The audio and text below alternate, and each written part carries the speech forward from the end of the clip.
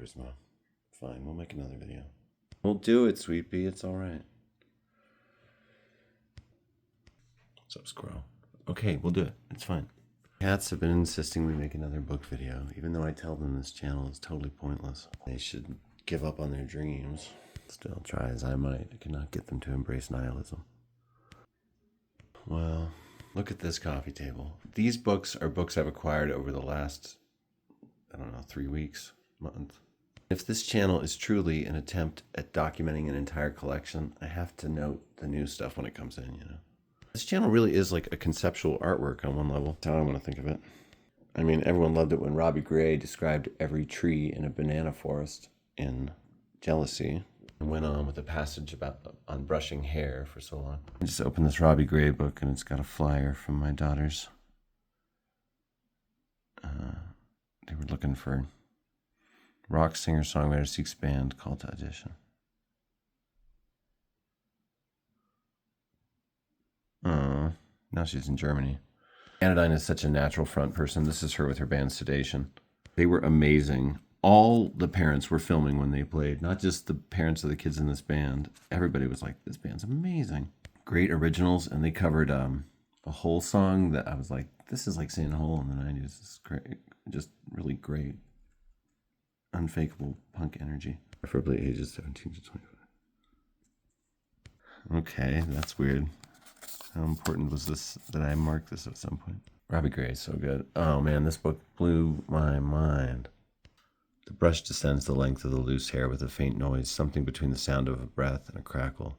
No sooner has it reached the bottom than it quickly rises again toward the head, where the whole surface of its bristles sinks in before gliding down over the black mass again. The brush is a bone-colored oval whose short handle disappears almost entirely in the hand firmly gripping it. Half of the hair hangs down the back, the other hand pulls the other half over one shoulder. The head leans to the right, offering the hair more readily to the brush. Each time the latter lands at the top of its cycle behind the nape of the neck, the head leans farther to the right and then rises again with effort, while the right hand holding the brush moves away in the opposite direction.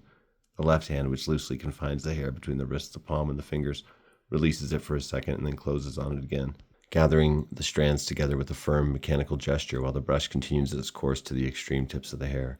The sound, which gradually varies from one end to the other, is at this point nothing more than a dry, faint crackling whose last sputters occur once the brush leaving the longest hair is already moving up the ascending part of the cycle, describing a swift curve in the air which brings it above the neck where the hair lies flat on the back of the head and reveals the white streak of a part. To the left of this part, the other half of the black hair hangs loosely to the waist in supple waves. Still further to the left, the face shows only a faint profile, but beyond is the surface of the mirror, which reflects the image of the whole face from the front, the eyes, doubtless unnecessary for brushing, directed straight ahead as is natural. A must have just washed her hair, otherwise she would not be bothering to brush it in the middle of the day. She has interrupted her movements, having finished this side, perhaps. Nevertheless, she does not change the position of her arms or move the upper part of her body as she turns her face all the way around toward the window at her left to look out at the veranda, the open-work balustrade, and the opposite slope of the valley. Oh, what a great book. Yeah, this book was on the walk across the country with me. This exact copy. What a damage. Got this amazing original paperback copy of it, too. This is the one I'm going to read, The Mass Market. My favorite genre. What's he looking at through the blinds? Anyway, Jealousy in particular is such an incredible book. It was a writing school for me. It taught me so many tricks and just COVID brain, and just showed me how much, it just saw me. I love it. It's written in third person. No, it's written in first person, but it uses no first person pronouns. That's so interesting. It's super detailed. It fleshes out every setting in a three-dimensional way. It does so many interesting things. I love it. Letters are starting to come off.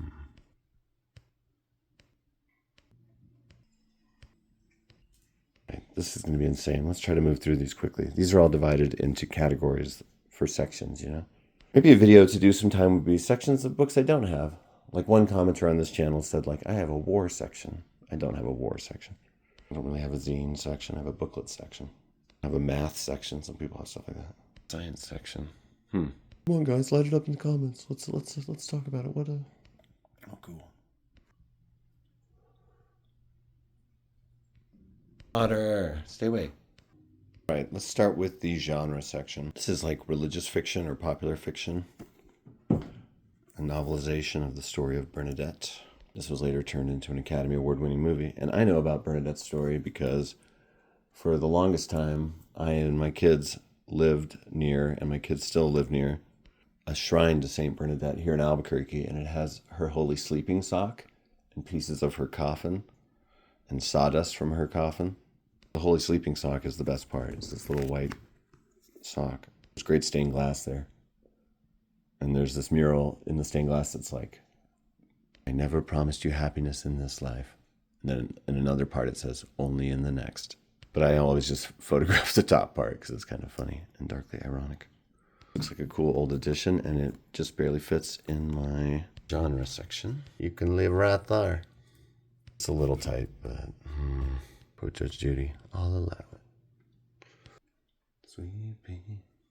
Next we have authors from the single author section. Got some Monarch notes for Dostoevsky. Surprisingly, I did not already have. Got a good Dostoevsky section. I love him. Oh, now I got the Cliff Notes and the Monarch notes on Crime and Punishment. Those are the two big ones for like good notes, you know. Brothers Karamazov, great, amazing book. I plan to make a low budget movie adaptation of Crime and Punishment one of these days, starring my daughter as Raskolnikov and set entirely in the Northeast Heights of Albuquerque. It's called Crime and Punishment in Albuquerque. I've made up posters. Maybe I'll make one the thumbnail for this video. Here's the excerpt from Karamazov, the Grand Inquisitor. Just an interesting speech that Ivan Karamazov makes. Packed a little tightly too. I had to put two of the booklets on one shelf and two on another. Oh well. But I don't know who your authors are, like that you are ride or die for, but Dostoevsky is certainly one of mine. And when people bash him, I'm like, your words are meaningless because this is not a calculated, logical weighing of things of how good this guy is or whatever. It's about a connection, you know, beyond the paper. True power of writing, I think. Like, what, someone's going to argue against my lifetime of emotional responses to this work, you know? Emotional, intellectual, everything. I mean, Dostoevsky, come on. That's just great.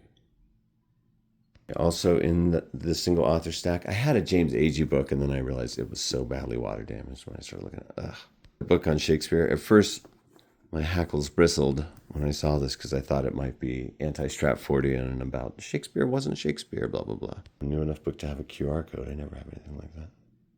This defends his legacy. People should just say, the first folio, end of story. Will Shakespeare died, and to honor him, all his friends collected all his works. They wrote a foreword and everything. I mean, come on. A lot of times the anti-Shakespeare stuff is classist. How could the poor son of a glove maker have written these great works? I got a problem. I can't fit any more in the Shakespeare section. I think I'm going to have to rearrange these single author shelves so that Shakespeare books can overlap into the Virginia Woolf section a little bit. I'll move that brick. This is a Shelf Max shelf, and I don't love how it looks either. It feels jangly. No, I just need to pull some of these forward. I think the cats always bump this shelf because they're scratching posts near it. Nowhere for me to even set this in the shelf. Temporary. Look, it's my favorite section, I think. Mass market fiction. Now this is a beautiful old copy. Edward Bellamy Looking Backward. Oh, it's about someone who's trans. Well, that sounds like a great premise. Okay, I'm glad this is going into this case that I'm reading all the way through. I read this a long time ago. Guess I'll read it again when I read Middlemarch. The novel by Stott. Yeah, why not? Word on the street is it's a brilliant kaleidoscope. Case is out of control. I'm sorry. Yeah, I almost never acquire books for younger readers anymore because they just seem wasted on my kids these days. Unless it's like a new Hunger Games book or something. They're all getting older. My youngest is 12. With Coatsworth, she wrote one of my all-time favorites, The Enchanted, which is for younger readers, but is a masterclass in tone and magic and just bringing a feeling and a vibe to your work. She was married to a naturalist. What was his name? I'll say Henry Beston. And you really can only find her books in antique form, except for The Cat Who Went to Heaven, which won the Newbery, and so stays in print because of that. These are all by her right here, the Incredible Tales. Tales of the Enchanted of Maine, this magical forest. It's so great. So, you know, that's cool. And this could be like nicely displayed too. We get a stand, display it up here. Whatever, I guess. We'll see. I've been really building up my DVD collection because all these thrift stores are getting rid of things. at the same moment that people are thinking about physical media again, which is weird because I didn't feel like I was a part of some movement. But so I'm kind of like, give most mainstream movies that I like enjoyed or thought I might have enjoyed, regardless of genre, like some kind of chance. That's often what's available. Like the other day, there was this amazing sale, 10 DVDs for $2, 20 cents a DVD. But even with over 1,000 to choose from, it was hard to find 20 that I wanted. But anyway, that said, of the ones that find their way into my collection, I'm like, a really high percentage involve CIA characters. I mean, is all of Hollywood like a psyop? Why are there so many positive depictions? That's crazy. I've read some things about this before. Many scripts have to be approved by various armed forces, etc., depending on who's involved, because letting them use equipment and so on. It's hard to escape empire when you're in one. I'm like, The Sum of All Fears is a good movie. It is. It's directed by the guy who did Field of Dreams. Got some amazing dramatized sequences. It seems intelligent. Bomb going off in the outskirts of Baltimore, atom bomb. Really cool establishing shot device of using only satellite footage for the establishing shots. That's neat. I'm like, am I just watching straight up propaganda? I guess Battleship Potemkin was a good movie. Propaganda can be art, but... Okay, here we go. Another section I love. Nonfiction, mass market paperback. Just 2. Dialogues of Plato. I've been hearing Plato quoted lately, and I'm always like, okay, I get that now. I understand that now. I agree with that now. I think I need to read me some Plato. Experiencing the collapse of time with works from deep antiquity and feeling those connections, because I'm a freak. Here we got like some nonfiction reportage from Ernest Hemingway. A Movable Feast. Hemingway does seem like a decent sort of fellow. I've read a lot about that Scribner's scene that he was a part of. And he was always looking out for his melancholy friends, for Maxwell Perkins and F. Scott Fitzgerald. What a wild cover. That image. Almost sinister. Gave up on the shelf not getting stacked upon, too. I think it actually looks cool once they're full. Do I miss the neatness of how it was before without the stuff in the middle, and that there was less, and it felt more achievable to read it all? Sure, but this apartment is a maximalist work. This collection is a maximalist work. Here's a section I'm so happy to add to. New sci-fi. Look, here's another one by Walter John Williams, and it's a mass market paperback. My face. So portable. It's got an old Hastings tag on it. R.I.P. Hastings. I'd still scrape it off if you didn't petrify these things on there. When you live forever, the object of desire is possession. Okay, interesting. I think this guy is in the pantheon of cyberpunk greats. Mention him more, world. Walter John Williams. I've got a few of his books now. He's so great. He's so great. Hardwired is just, this book snuck up on me. I was reading this and I was like, oh, this book is awesome and really interesting. If you like the comic Transmetropolitan, you'd like Hardwired. If you like Neuromancer, if you like Philip K. Dick, Hardwired is awesome. It really paints a believable picture. And he's a Santa Fe writer with New Mexico connections. So I always love that. And he puts it into his work. It sounds like a far out future thing. Cool. Yeah, I think we will get to some really strange things via technology. Think about how much things change because of technology. We're on the cusp of quantum computing too. This is going to be insane. It's going to be put to work on everything. So fusion, which is already making big leaps, AI, communication with animals, medicine, cures for everything. I'm not a complete technological utopianist. I think with it will just come more messed up stuff. As Homer Simpson said of alcohol, the cause and the solution of all life's problems. I'm very happy to build up my collection of him, and this one needs some tape. I like to keep things, ship-shape. A beautiful hardcover. What a good cover. That's great. I need more things to just display books without ruining them. And one more sci-fi book in a format I don't usually seek to acquire things in. I have a lot of large-size sci-fi. I really prefer paperbacks. Purged the collection from 11,000 down to whatever this is now, before that last move. Working mostly alone, almost single-handedly, writing 250,000 lines of computer code, Steve Graham produced Creatures, a revolutionary computer game that allows players to create living beings complete with brains, genes, and hormonal systems. Creatures that live and breathe in real time on an ordinary desktop computer. Enormously successful, the game inevitably raises the question, what is artificial life? And in this book, a chance for the devoted fan and the simply curious onlooker to see the world from the perspective of an original philosopher, engineer, and intellectual maverick, Steve Graham proposes an answer. Artificial life kind of reminds me of that movie Free Guy a little bit. I like all Matrixy, Truman Show type movies. This sounds like a different perspective. So it's interesting. Cool. Creation by Steve Grant. All right. Sci-fi section's growing a little. Since the sci-fi section is next to the science section, here's the only one for the science section. Advice to a Young Scientist. Evoking Rilke, but cool. I love a slim work, you know. People know that about me. Science biography. It's like so great to read something in 1 or 2 sittings, you know.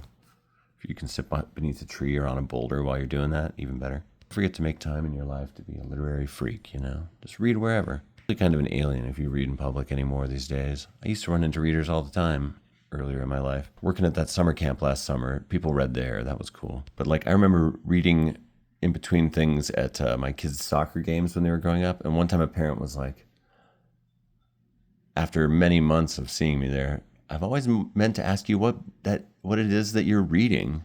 Like she thought I was reading just one thing all that time. I can try to get a list. All right, anyway, this looks great. What year is this? The 1981 printing of a 1979 book. Cool. The title's as old as I am. Cover does kind of evoke Jonathan Livingston Seagull or something a little of that era. Nobel laureate scientist. Cool. I bet I would enjoy this. All right. Does anyone know this book exists? Has anyone heard of this thing? All right. Kind of. Just move some things around. More New Mexico books, you know? It's not a topic I acquired as fast a rate as I used to. I had so many. I had like 2 giant bookcases, and a lot was purged. I gave a ton to my friend Ty. Here's an original document. My friend Lisa gave me this. What's up, Lisa? I know you watch the channel. Probably more than anybody. She's probably most of the channel's views. Hey, Lisa. Thanks for this awesome book. It's New Laws of the Mines of Spain. 1625 document with commentary. Yeah. And this guy's kind of famous, I guess. Fray Angelico Chavez, poet, priest, and artist. You know, people are interesting. And Death Comes from the Archbishop makes me not hate on the priests of old as maybe I should. I'm like, y'all are freaks, just wandering out in the desert thinking you know what's right. I mean, they did get horrible and enslaved people. But Death Comes from the Archbishop is after all that.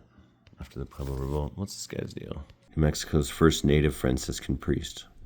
Prolific historian, a literary and artistic figure and an intellectual. Essays about him, huh? Yeah, you know, if I ever write anything that he's connected to, I'm going to be glad to have that book. I'm going to stack those on there because we're looking at these New Mexico books soon, and I think that needs to go in the antique section. Okay, a memoir book for the memoir section. That one is packed. It's completely shelf maxed. Will I have to get rid of something? Or I could always cheat by putting this in anthropology because that is what it's categorized. But it is kind of a memoir of her youth. Oh, I forgot I have this gap.